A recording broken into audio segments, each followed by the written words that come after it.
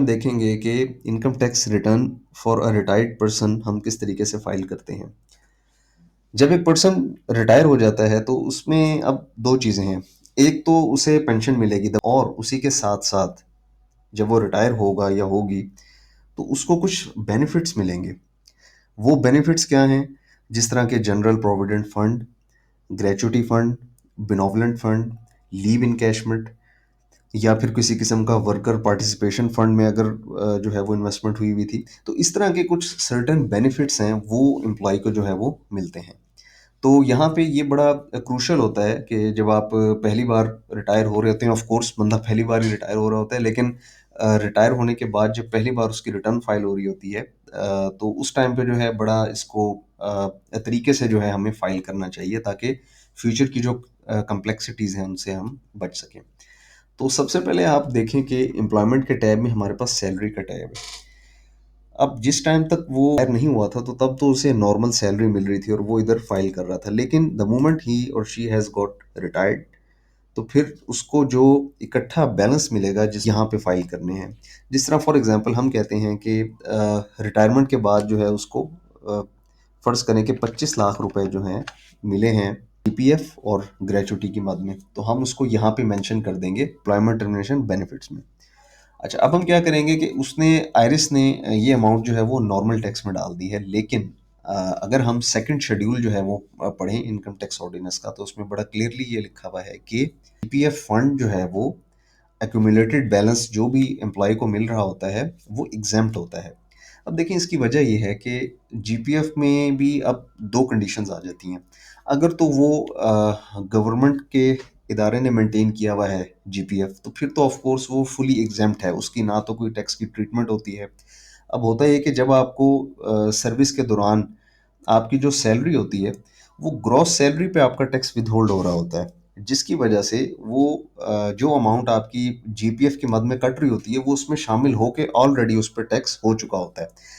तो इस वजह से आपको फिर जो भी इकट्ठी अमाउंट जब मिलती है, तो उस पर किसी भी किस्म का टैक्स जो है वो अमूमन नहीं होता।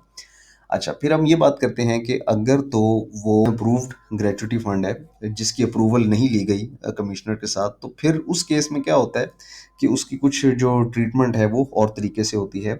और इन केस अगर वो फंड जो है किसी प्राइवेट इदारे ने मेंटेन किया हुआ है, यानी किसी सरकारी इदारे ने नहीं किया हुआ, तो फिर उसकी कुछ सर्टन ट्रीटमेंट्स होती हैं जो कि हमें इस टाइम सीखने की ज़रूरत इसलिए नहीं है क्योंकि वो जो फंड मैनेज कर रहा होता है आपका इदारा, वो सालाना या माहाना उस पे जिससे जो टैक्स का जो भी ट्रीटमेंट बनती है उसमें से वो काट के आपकी सैलरी जो है वो दे रहा होता है।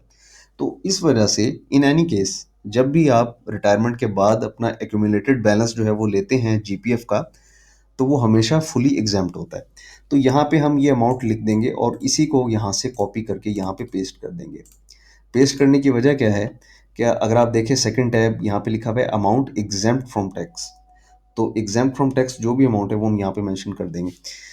फिर हम देखते हैं उसके बाद कि अब आपको पेंशन भी तो मिलेगी ज़ाहिर है। पेंशन की आपने फाइलिंग इस तरह से करनी है कि अदर सोर्सेज में जाके आपने एन्युइटी और पेंशन के टैब में यहाँ पे आपने पेंशन जो है वो मेंशन कर देनी है। अब यहाँ पे ये होगा कि फ़र्ज़ करें कि आपकी पेंशन सालाना 12 लाख रुपए है, तो बिल्कुल उसी तरह आपने यहाँ पे 12 लाख रुपए मेंशन किया, तो आप उसके साथ वाला जो बॉक्स है यहाँ पे भी आप इसको मेंशन करेंगे क्योंकि जो पेंशन है वो एग्जेम्प्ट है। तो इस तरह से जो है आपकी amount subject to normal tax जो है वो ज़ीरो हो जाएगी और इस तरह से आप इसको करेंगे। यहाँ पे हमारे पास एक और कंडीशन भी आ सकती है कि फ़र्ज़ करें अगर जो पर्सन है वो 2 इदारों से जो है वो पेंशन रिसीव कर रहा है, तो फिर इस केस में हम क्या करेंगे? तो इस केस में देखिए हमारे पास जो सेकंड शेड्यूल है इनकम टैक्स ऑर्डिनेंस का, इसमें बड़ा क्लियरली लिखा हुआ है कि where the person receives more than one such pension the exemption applies only to the higher of the pension received. यानी कि 2 पेंशन अगर आप ले रहे हैं तो 2 में से जो ज़्यादा वाली पेंशन है उसके ऊपर जो है एग्जेम्पशन अप्लाई होगी। अब इसको हम किस तरह से यहाँ पे ट्रीट करेंगे? अब आप देखें फ़र्ज़ करें यहाँ पे हम ये वाली जो एग्ज़ाम्पल है इसको ख़त्म कर देते हैं 12 लाख वाली एग्ज़ाम्पल को। अब यहाँ पे हम एक एग्ज़ाम्पल लेते हैं कि जो बंदा है वो 3 लाख रुपए ले रहा है एक इदारे से और 2 लाख रुपए जो है वो दूसरे इदारे से जो है वो पेंशन ले रहा है, सालाना की मैं बात कर रहा हूँ। तो अब इस केस में हम क्या कहेंगे कि 3 लाख और 2 लाख टोटल आपके पास हो गई हैं ये 5 लाख। तो आप यहाँ पे 5 लाख की अमाउंट जो है वो मेंशन कर देंगे। फिर अभी जिस तरह हमने सेकंड शेड्यूल में पढ़ा कि exemption applies to the higher one, यानी जो बड़े वाली अमाउंट है पेंशन की उस पे जो है आपको बिल्कुल एग्जेम्पशन है। तो जो 3 लाख रुपए की अमाउंट है वो हम यहाँ पे मेंशन कर देंगे जो कि एग्जेम्प्ट है।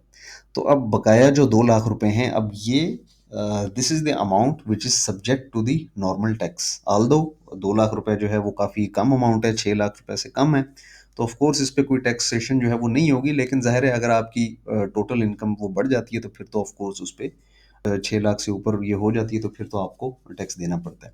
तो इस तरह से जो है इसकी जो ट्रीटमेंट है वो की जाती है यहाँ पे। अच्छा, एक और बात भी है, देखें, मैं वापस आ गया हूँ एम्प्लॉयमेंट के टैब में। लोगों के माइंड में जो है ये कन्फ्यूजन पाई जाती है कि जीपीएफ का जो बैलेंस है वो हम अपनी वेल्थ स्टेटमेंट में डिक्लेयर करें या ना करें।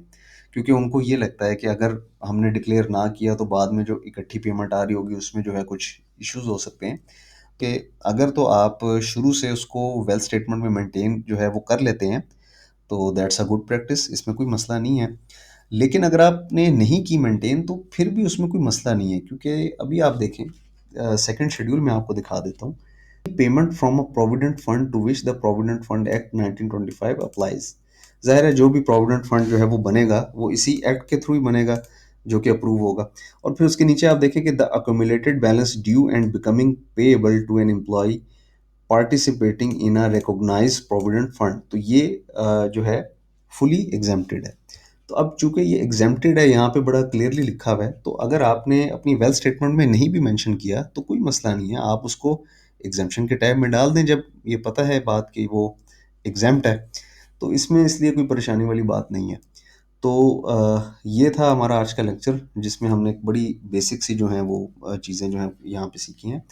और अच्छा, एक और बात मैं आपको ये बता दूं कि ये जो रिटर्न है फॉर्म, ये मैंने आपको जो सारी चीज़ें बताई हैं ये उन लोगों के लिए हैं जिन्हें पहले से इस चीज़ का आइडिया है, जो कि कंसल्टेंसी सर्विसेज दे रहे हैं टैक्स की, या फिर कोई रेवेन्यू डिपार्टमेंट्स में काम कर रहे हैं। लेकिन अगर आप बिल्कुल नए हैं और आपको इस चीज़ का नहीं आइडिया, तो हमेशा जो है किसी भी प्रोफेशनल जो टैक्स लॉयर है या कोई टैक्स कंसल्टेंट है उससे आप अपनी रिटर्न्स को फाइल करवाएं। चैनल को सब्सक्राइब कीजिएगा लाजमी, ताकि मज़ीद डिटेल्स आप तक जो हैं वो पहुंचती रहें।